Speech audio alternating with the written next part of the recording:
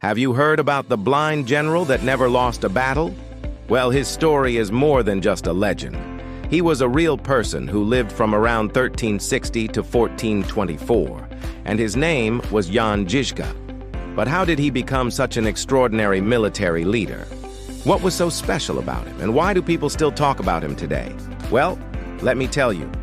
Jan Žižka was born in Bohemia, which is now part of the Czech Republic. When he was young, he became interested in military matters and started to read books about strategy and tactics. He also traveled to France to learn from some of the best military minds of the time. But his real education began when he joined the Hussite movement. The Hussites were a group of people who followed the teachings of a religious reformer named Jan Hus, who had been executed by the church for his beliefs. When Hus was killed, his followers revolted against the authorities, and Žižka became one of their leaders. As a military leader, Žižka was brilliant.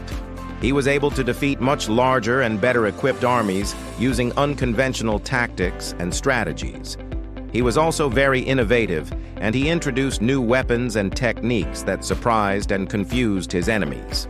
For example, he was one of the first commanders in Europe to use gunpowder weapons like cannons and handguns in an effective way.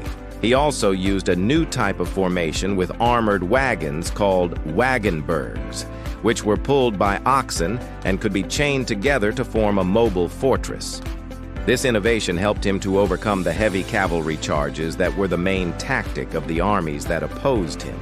In fact, Žižka's armies consisted mainly of foot soldiers, many of whom were farmers or peasants with little or no military experience. But he knew how to make them into a formidable fighting force. He trained them to be disciplined and maneuverable, and he gave them confidence and purpose. Žižka's most famous battles are the Battle of Kutná Hora, the Battle of Sudomierz, and the Battle of Velen. He never lost a battle. His military career was very successful, and he became a national hero of the Czech Republic.